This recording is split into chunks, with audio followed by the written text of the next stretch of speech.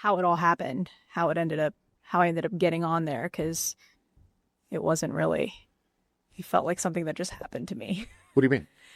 Well, so I never applied to be on the show. I never applied to be on Top Chef. It was just, I was having one of those days at the restaurant that's like, those awful days where everything's going wrong and the orders didn't come in on time and someone already called out and it's 1 o'clock. And you're at Eberly at this time? And I'm at Eberly at this time.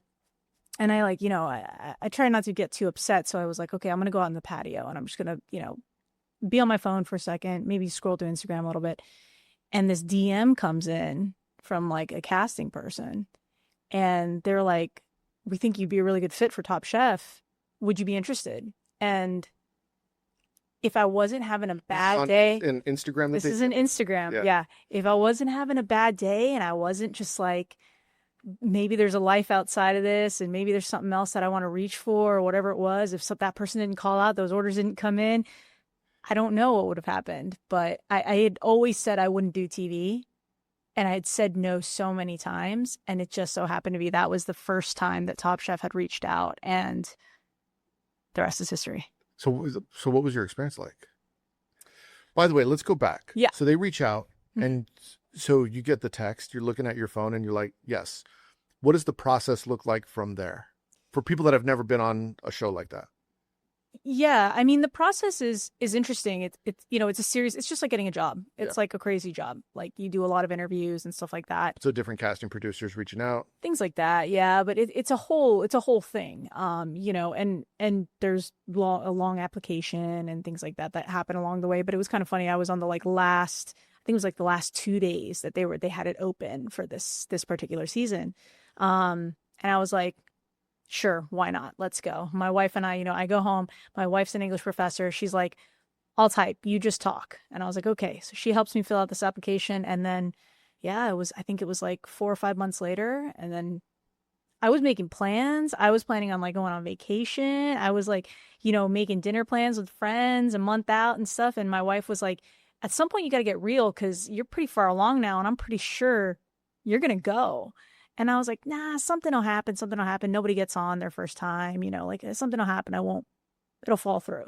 And then I got the call and it was like, pack your bags, you're leaving in 2 weeks. And that was it. So you and I know a lot of people that have been on Top Chef. And there's a lot of people that live here in Austin that have been on Top Chef. Yes. Including 2 winners that have been on Top Chef, right? Yeah.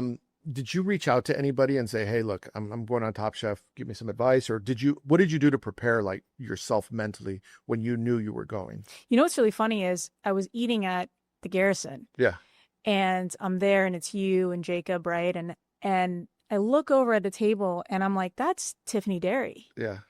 And you guys were always really good to me there. And I was pretty inebriated and I was like, okay, I'm going to say something, right? And I was like, what should I do? I want to be cool. I don't want to be like a fan. I don't want to be weird.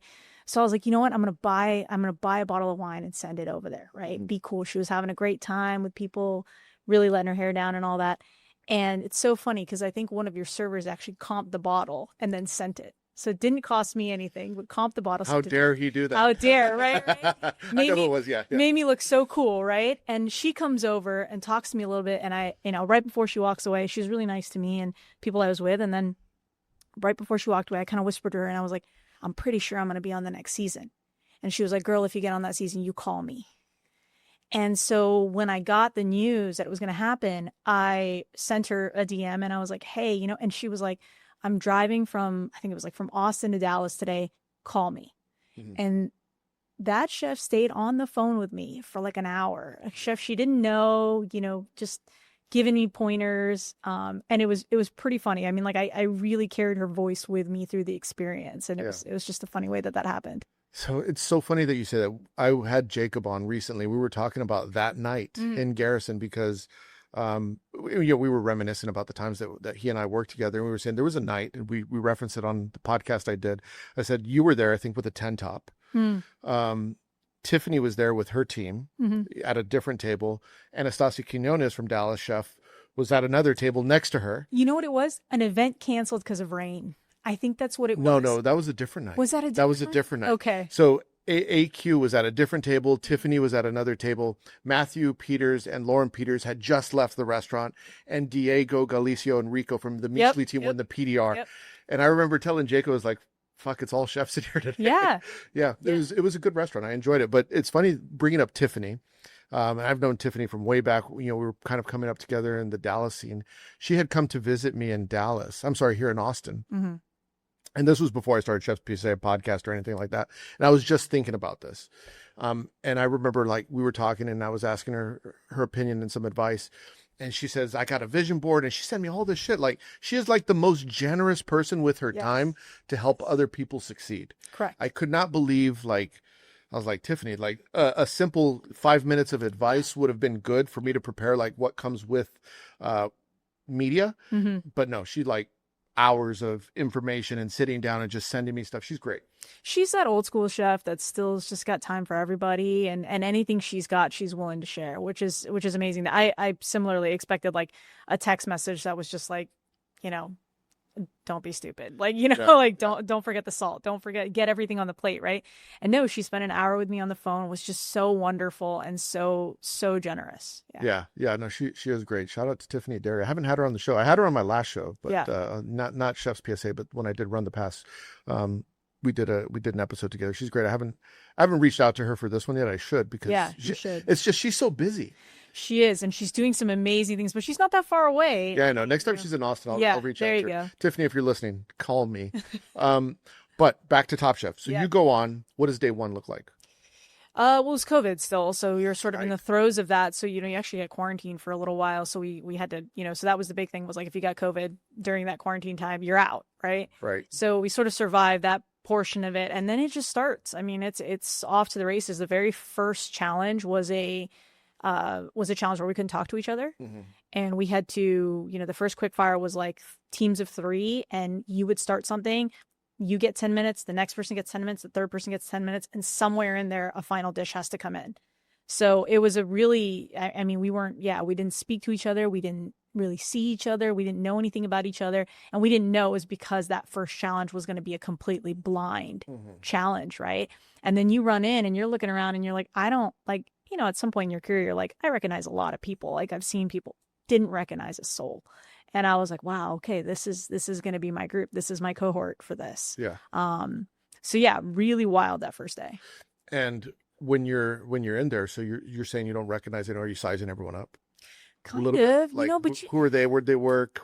How's their knife skills? You're like, fast okay, did they work? who's got tattoos? What do your tattoos say? Who's wearing the Brigard shoes? Who's wearing Birkenstocks? Like, who's, you're kind of like, I was making this joke with someone the other day. Like, when you see someone wearing like the white Brigard shoes, you're like, they're going to be really fast. Like, they're fast. Only assassins wear those shoes, right? Yeah. So I'm like looking around trying to, you kind of size everybody up, but it's hard to tell. It's hard to tell because I think they do a good job of bringing people together that are kind of at the same point in their career. Yeah. And so they haven't quite, they haven't quite been, I don't know, they're not all over the place yet. So they're on the cusp of breakout. They're on the cusp of breakout. I think they do a really good job. I don't know if it's the algorithm or what, but they figure it out. Yeah. And it was a span across the country. I mean, these are people that, I just had no interaction with prior to this. Did you make some good friends on the show? Yes. Yeah. Lifelong friendships.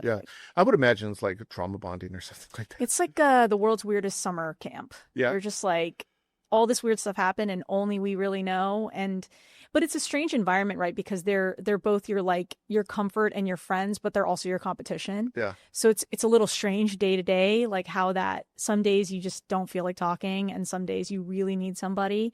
So Evelyn Garcia and I, she's the chef that came out of Houston and was the this basically second runner up in my season. She and I just got so close. Yeah. I mean, and just like silly things too. Like, she would make breakfast for all of us in the morning. We'd come into her apartment. She's just such a, she's a natural host. Yeah. And she would have like these, these like IKEA plates of like eggs and bacon. And she, it was this little like continental breakfast that she would create and took care of us. Yeah.